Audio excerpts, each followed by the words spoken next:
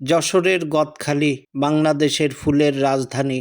বাংলাদেশের ফুলের চাহিদার প্রায় ৬০% এই গদখালি থেকেই পূরণ করা হয়। আপনাদের দেখাবো এবং নিজে দেখব বিধায় এখানে চলে আসলাম। কত রকমের ফুল যে এখানে পাওয়া যায় এবং কত যে ভ্যারাইটি এবং কালার, না দেখলে আপনারা বুঝতে পারবেন না। এই ফুল যেমন চোখ জুড়িয়ে যায়, তেমনি আপনার মনকেও প্রশমিত করবে নিঃসন্দেহে বলা যায়। দেশের অর্থনীতির এক বিরাট অংশ এই গদখালির ফুলের বাজার দখল করে আছে।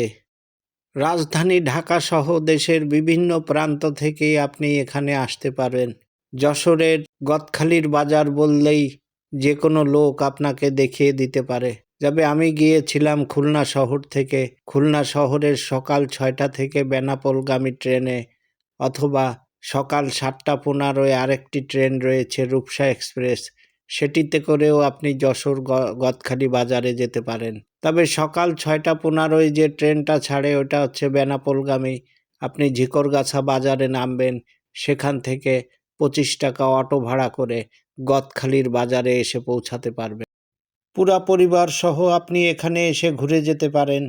এই ফুলের যে বাহার, এই বাহার দেখলে আপনার মন যদি কখনো খারাপ থাকে, আমি গ্যারান্টি দিয়ে বলতে পারি এই বাজার, ফুলের বাজার দেখলে আপনার মন নিমেষেই ভালো হয়ে যাবে। গদখালি বাস স্ট্যান্ডের পাশেই এই বাজারটি অবস্থিত।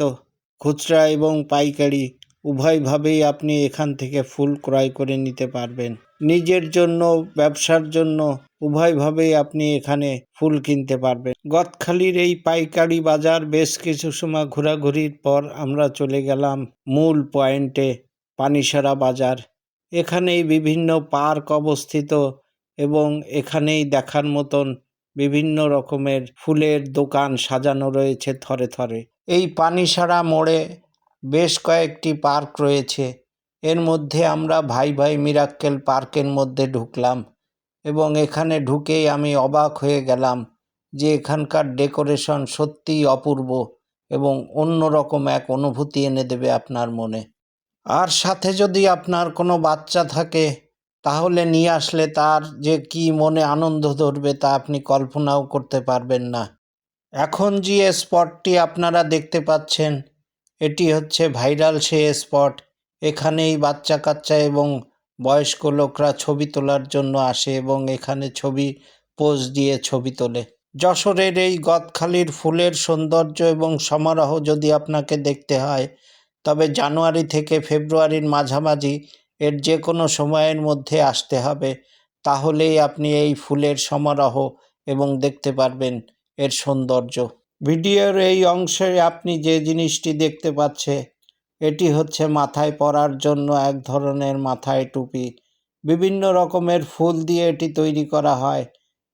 তবে এর এক একটি ফুলের যে মাথায় টোপর, এটার জন্য আপনাকে ১০০ টাকা খরচ করতে হবে। তবে আপনি অর্ডার দিয়ে বিভিন্ন রকমের ফুলের কালার মিশ্রণ দিয়েও আপনি এটি তৈরি করে নিতে পারবেন। বিভিন্ন রকমের ছোট ছোট দোকানে বাচ্চাদের খেলনার জন্য বিভিন্ন রকমের আইটেম এবং সাজার জন্য বিভিন্ন রকমের আইটেমও আপনি এখানে পেয়ে যাবেন। মালা, চুড়ি, টুপি, ব্যাগ, এছাড়া আরও নাম না জানা অনেক রকমের আইটেম আপনি এখানে বাচ্চাদের জন্য ক্রয় করে নিতে পারবেন। বেলা বাড়ার সাথে সাথে এখানকার লোক সমাগম যেন আরও বেড়েই চলছে।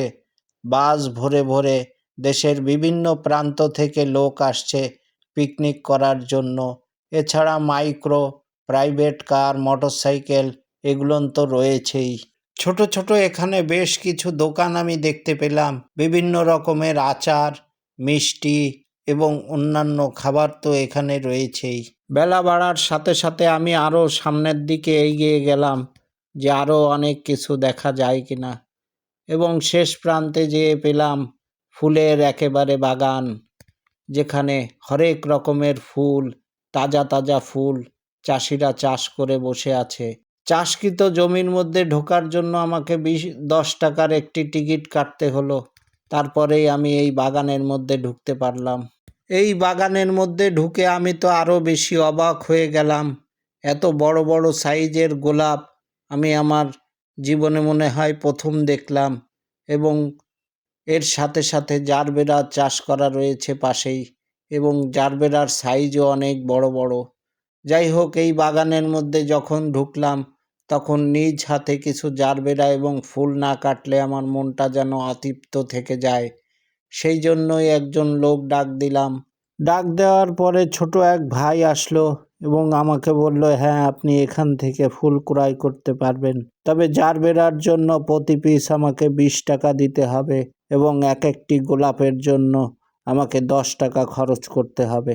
যাই হোক, মনকে তৃপ্ত এবং মনকে ভরার জন্য আমি জারবেরা এবং ফুল ক্রয় করার সিদ্ধান্ত নিলাম। আমার পছন্দের ফুলের মধ্যে জারবেরা অন্যতম, তাই আমি জারবেরা বেশ কয়েকটি এবং অল্প কিছু পরিমাণ গোলাপ নিলাম। এখানে বেশ কিছু নার্সারিও গড়ে উঠেছে, যেখান থেকে আপনি ফুলের বিভিন্ন রকমের চারা সংগ্রহ করে নিতে পারবেন। এই বাচ্চাটিকে দেখলাম মাথায় সুন্দর একটি ফুলের টোপর পরে সুন্দর করে তার বাবার সাথে এগিয়ে যাচ্ছে। এরই মাঝে নার্সারির গাছের চারার যত্ন চলছে। বিভিন্ন রকমের গাছের চারা আমি এখানে দেখতে পেলাম, সেই সাথে পাতাবাহার। তবে সবগুলোর নাম আমি বলতে পারছি না। নাম না জানা অনেক ধরনের গাছ আপনি এখান থেকে চিনে যেতে পারবেন যদি আপনি ঘুরতে আসেন বা বেড়াতে আসেন। তো প্রিয় বন্ধুরা, আজ এ পর্যন্তই।